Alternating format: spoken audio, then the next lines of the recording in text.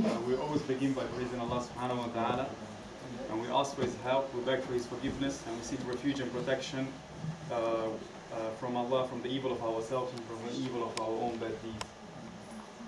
So today I've been asked to talk about the Muslim student. So before I start, can I ask to raise hand if you are a student and if you are Muslim? Okay.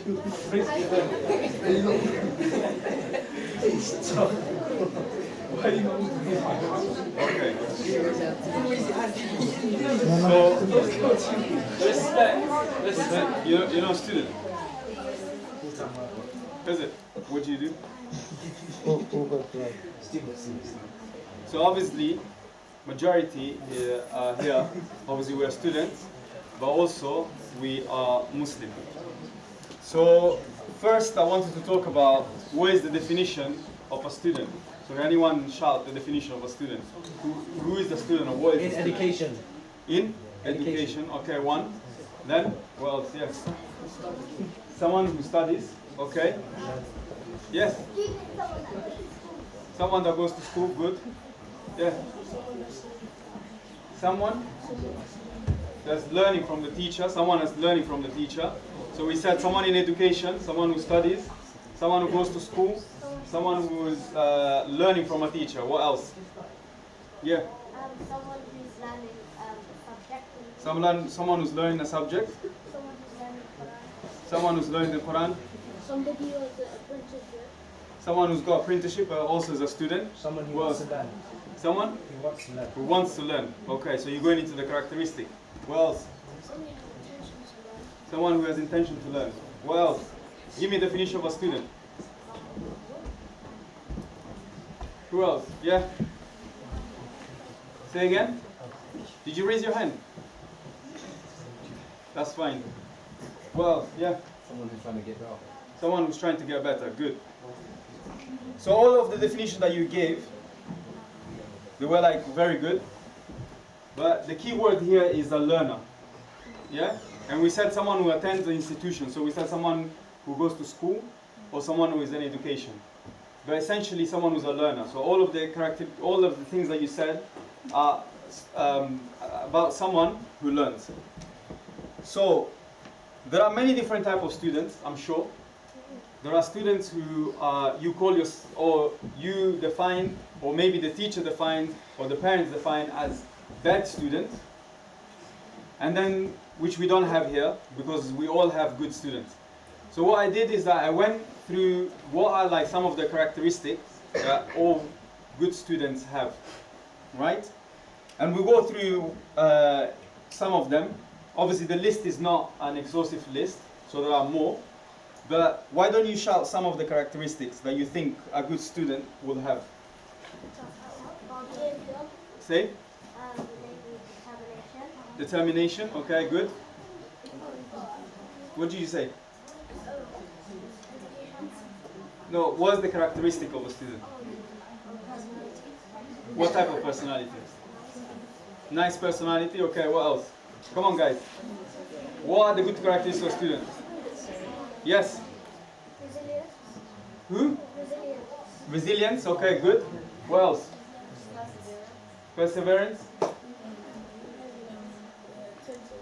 Attentive. Hardworking. What else? Come on. Never give up. Never giving up, okay. Girls, more characteristics? Yeah? Integrity. Integrity, okay. What else? Respect. Good. So I just summarized most of the things that you said into sort of like 10 of them. So the first one is a good student, or it's someone who is intellectually curious. So someone who, when you have a subject, obviously you can't like every single subject. Some subjects you like more than others, but is curious. He wants to know, why does this happen? What is it? Or what's behind all of this? So then like you gain more knowledge, because by being curious, that's how many people discover things. So they were curious to be like, oh, but why does this thing specifically work that way? But what happens next? What happened next? And then you got all the basics of chemistry, math, all the scientific subjects. All right.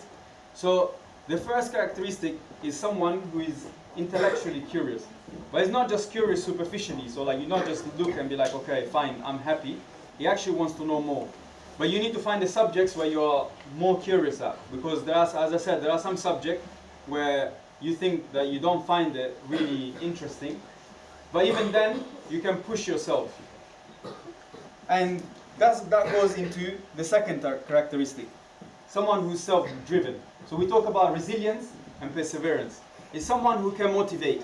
It's easy to motivate when you, for example, go on a school trip, when you can stay with your friends. Be like, oh yeah, I'm going to stay with my friends. I don't have to go lessons. Yeah, I can go to school today. Right? It's so easy. But can you motivate yourself when you have like those days where you just be like, oh, today I just can't be bothered to go to school. And that's like the difference between a good student and a not so good student. Is someone that is self-driven. He can motivate. He can sort of like push himself to do more and more. And that's not only a characteristic between a good student and not so good student. But I know the boys, and I'm sure like everyone knows, for example, the difference between an average footballers or any sportman and the world class. The world class is the guy that is always there, even the day that it rains, snows, the day that he can't be bothered, the day that like it's just not good, he's still there, training to get better. And the same is for the student. Student, where you have the day where you just feel like, no, do you know what, I'm just going to push myself. Maybe I won't do as good as the other days, but I'm still going to push myself. Right? Then you have someone who has good time management. So the previous lecture we were talking about how to make the most of this year, and he give you some points, right? So the student is someone who can manage his time very well. And by manage time doesn't mean that you be like, oh, 1 hour, I come from school and I have 1 hour doing this, 1 hour doing this, 1 hour doing this. I'm going to study science or chemistry, biology, math, and this, and then you go to sleep. No, that's not a good student. A good student is the student who is actually able to plan his time properly so that he has enough sleep, he has enough time to rest and spend time with his family and friends or do sport, and he has enough time to do all his schoolwork. Right? So there is no point of coming home and on one side you have someone that doesn't do anything, or you have someone else that does only focus on study. Obviously there are times where you have to only focus on study when you have exam and etc. But generally if you have a good time management, then even those times where you have exams and you have to focus, you still find time to slot in something that you enjoy. Even playing video games, if it helps you to relax and take your mind off, yeah, obviously in good time, not in excess, but even that is time management. You'll be like, I studied this, I should be able to finish this, and then I can play video games, I can catch up, I can call, I don't know, my friend, or I can do whatever, right? So that's very important, and it's very important to learn this good time management now, because I'm afraid to say, but I hope all of you, but if you continue with further studies, the workload increases. So it's a very important skill to actually be able to manage your time adequately, so you're able to do everything that you want to do in your life. Then another important thing is admitting that you don't understand something. How many times you wanted to ask a question, but you said, do you know what, I think like, no, people will laugh at me, or no, maybe it's a stupid question. How many times? Many, right? So obviously when I'm at work, I get students coming from university to shadow me, and the first thing I tell them, this is to every single one of my students, the first thing I tell them is ask lots of questions, and there is no such a thing as a stupid question. Never. So if you don't understand, it's important that you ask, and that's linked to curiosity. So I don't understand this, so I want to know why, but I don't understand, but I'm curious. I'm going to ask, why is it like this? Or I'm going to try to find out. And that will push you one step ahead. Because now you understand and you push yourself and you admit that you didn't understand something, you realize that you didn't understand, and you want to gain more. So you're curious and you admit that you don't understand, those two combine to get you more knowledge. Yeah? You still with me? Another thing is to be creative and original. So creative is someone who comes up with new ideas. And again, so many times, especially when we're students, we come up with an idea and we think that our idea is like literally so stupid. We just think, oh, like it's different from everyone else, but we're like, do you know what? Nah, maybe I shouldn't say it because it's a stupid idea, or like I think like it's silly. Everyone will laugh at me.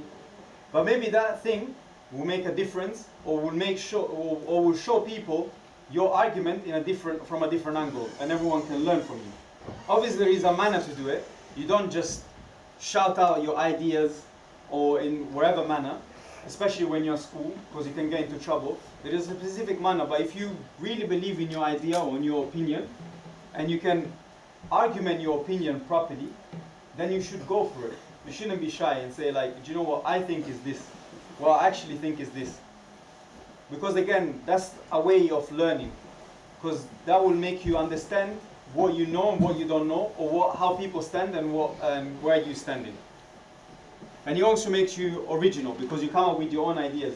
You're not just following just anyone, but you just actually thinking on your own.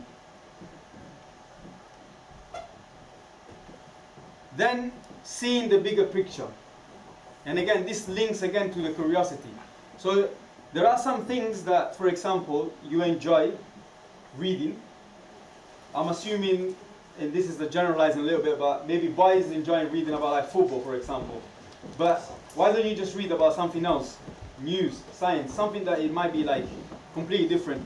Because that will make you think broadly. Because you gain knowledge from different things, and you can link them. And then you understand what's happening better. And it makes you see the picture in a wider way. So you can actually see from different angles. Oh, but you know, like once I read this, oh yeah, but also this and this. And then if you combine all of that with being original and admitting when you don't know, then you can see that now you already gain more knowledge without not putting much effort, without not spending too much effort into one thing.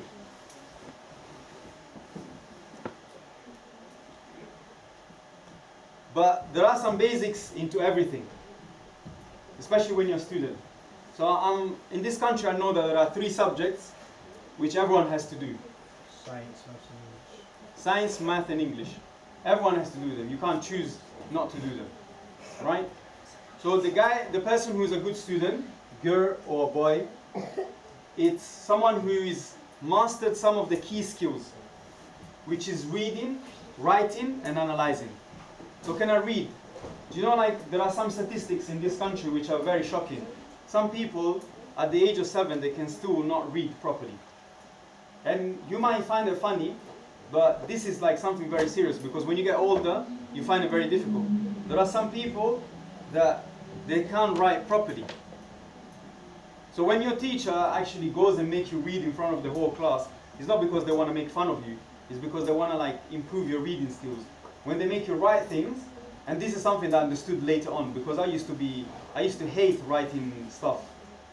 We had to write about like our holidays and all these things. I used to hate it all the time. But now I understand what the teacher meant. But now it's too late. That was when I was very, very young. And then analyzing. So you have information, and you can make a meaning of the information that you have in front of you, right? And this, you think that you see people that are ahead of you, for example, in education, you think that's something that it's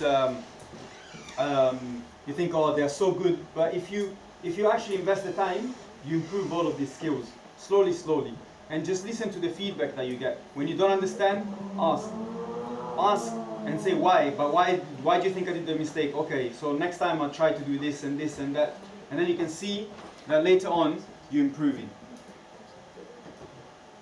Another thing is communication skills. So many times we get into trouble at school, boys and girls, is because we don't have the right communication skills.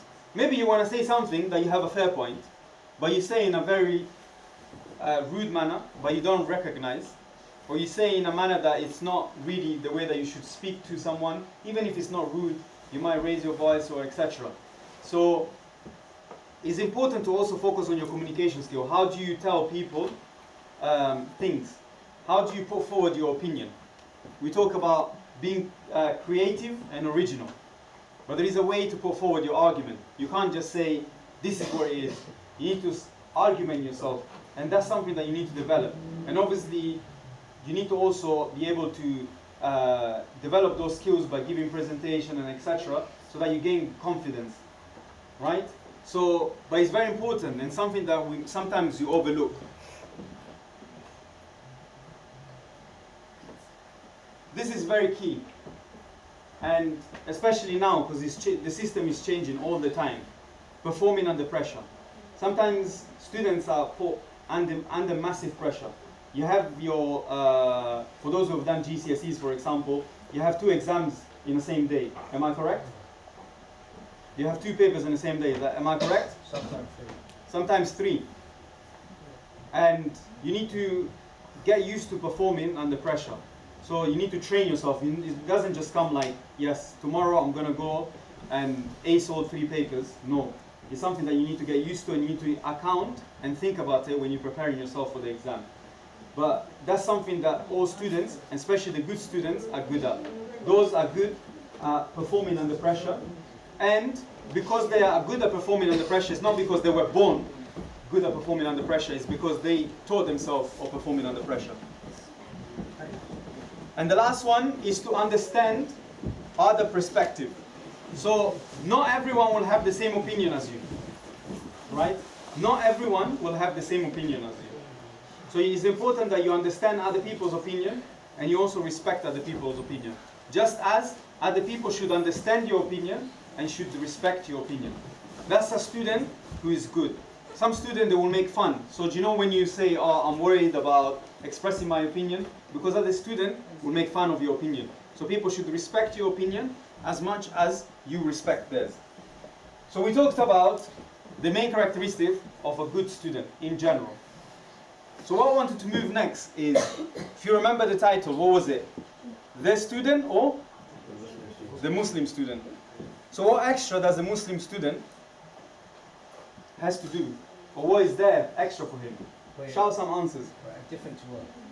So like you have a Muslim student, what are the things extra, sorry, a student, what are the things extra a Muslim students would do?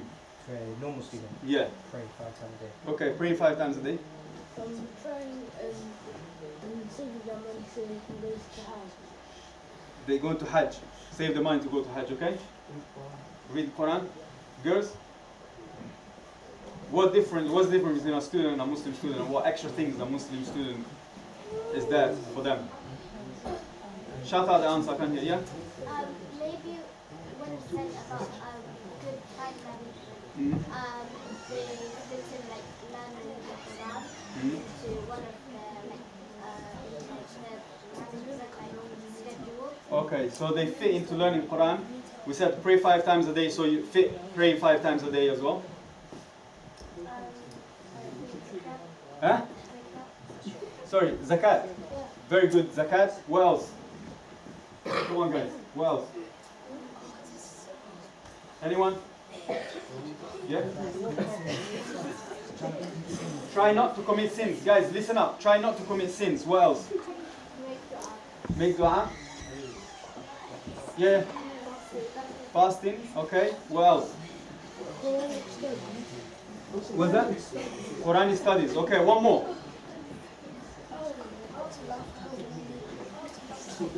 Huh?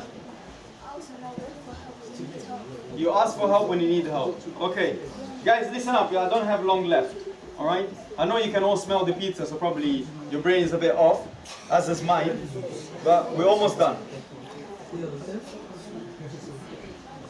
So, all of the things that you mentioned, yeah, it's that the Muslim student, you all agree with me because you all mentioned, is that the Muslim student, the other thing extra that he does compared to other students, is that he places a big importance upon Islam. So he puts a big importance on Islam. Because everything that you mentioned, pray 5 times a day, read the Quran make good time management for reading Quran, pray, Hajj, Zakah, fasting. All of this is placing importance in the deen.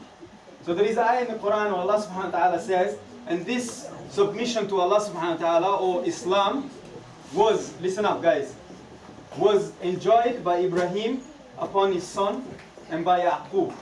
And he said, O my sons, Allah has chosen for you the true religion, then die not except in the faith of Islam. So all of you mentioned, and I'm happy to see that you all recognize, that obviously the Muslim students has to do something extra compared to the other students. It's not that he just goes to school and performs the school, but also puts a great importance upon the deen. So how did you do that? So I summarize this into 4 main areas. Yeah? So the first one is intelligent teaching. So we said learning Quran. We said making time to learn Quran. We said fasting. So we learn about the rules and the regulation of fasting, obligation and rights. Same with zakah. Same with pray 5 times a day. But not only that. The more that you learn, and very important, maybe the most important thing, is the more that you understand Islam. Because sometimes you learn, but you don't understand. So not only learning, but understanding Islam, which is thus the intelligent teaching, will make you more loyal to Islam. Will make you more loyal to the Quran, will make you more loyal to the Sunnah, and will make you more loyal to everything that Islam stands for. Alright? So it's not only learning, but it's also understanding. And that loyalty, it becomes more and more as you have more understanding and more knowledge. It goes together. So one can go without the other. It's like when you try to communicate with someone, can you communicate with someone if they don't understand you? So you need someone that's talking and you need someone that is understanding. Do you agree? So if one of them is missing, so if I'm talking to someone but they're not understanding, am I communicating to them? And if I can't speak but someone understands, can they understand? No. So these two go together. It's learning, knowledge, and understanding. The second one is looking at excellent example. So obviously you'll be like, oh yeah, now he's going to give me a talk about looking at the Sahaba and etc. Yeah, of course. He's not only looking at the Sahaba, but also he's looking at what you think is an excellent example. What you think is like, I want to be like that person. And maybe it might not be the Sahaba because there might be some people who are difficult to reach, but it might be someone that you see every day and you'll be like, I want to be like that person. Yeah? So it's through looking at role model. Maybe like your teacher, maybe your brother, maybe your parents, whoever it is. So we have excellent teaching, intelligent teaching, and excellent example. Then you have deep knowledge. And this links back to curiosity. So look at the curiosity.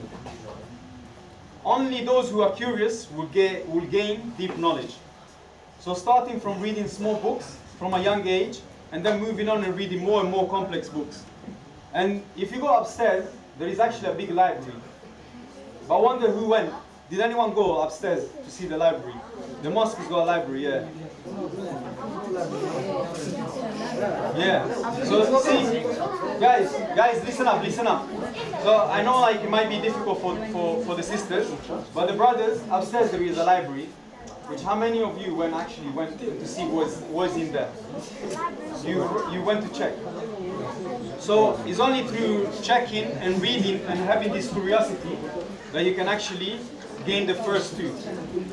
And listen up guys, listen up. I'm almost done. And the final thing is good companionship. So if you have someone that you can't bother to study, what do you think is going to happen? That he's going to study with you? Or you're going to end up not studying with him or her. He's going to make it worse for you. Yeah, most of the time. Because the distractions are so strong, right? So it's important to have good companionship. I'm not saying go home and delete all your friends that don't study. But what I mean is there are time and times for everything. There is one guy that is good maybe, or one girl that is good at a specific thing. There is another person that, listen up guys, there is another person that is good at studying maybe math, another person is studying like chemistry, another person is good at Quran. So just have good companion for different things, because you all have different strengths. And ultimately, the Muslim student has to focus on these things. Alright? So we talked about being interactive. So going back, creative and original. Interact. Speak up. Say what you want to do. Another one is sleep early, which links to good time management. So if you manage to do it, if you plan properly and you can manage to do everything that you want, and then you can also sleep early so you can get enough rest. The other one, organize your time. Again, go back to good time management. To be prepared. So when you have those solid skills that we talked about, and that you actually listening and participating actively. Know your teachers. This is very important, and sometimes we don't put a lot of emphasis. So every teacher is different, right? Every teacher likes things to be done in its own way. Is it true or not? Yeah? Do you think they do it that way because they want to like annoy you? Or do you think they do it that way because they find that that way is the way that works? Yeah. So they don't do it because, oh, do you know what, like, oh, this teacher is so long, he wants to do this in this way. It's not because they want to annoy you specifically. Actually, what they want to do is they want you to excel. And they found that that way of doing things is for you to excel. Very important is to know where you have to be, at what time and what class. Don't just wander around, be like, oh, like, I don't know if I have to be like in science or supposed to be in English or whatnot. Because that will get you into trouble, and you know better than me. The other thing is to concentrate during class. Yeah? So it's important to concentrate. You have 50-minute lesson, is that correct? 50 minutes, 45 minutes? So you have 45. 1 hour. Guys, I'm almost done. This is the last slide, I promise. Then you can have the pizza. How much? 100 minutes. Do you get a break in between? You don't have break. So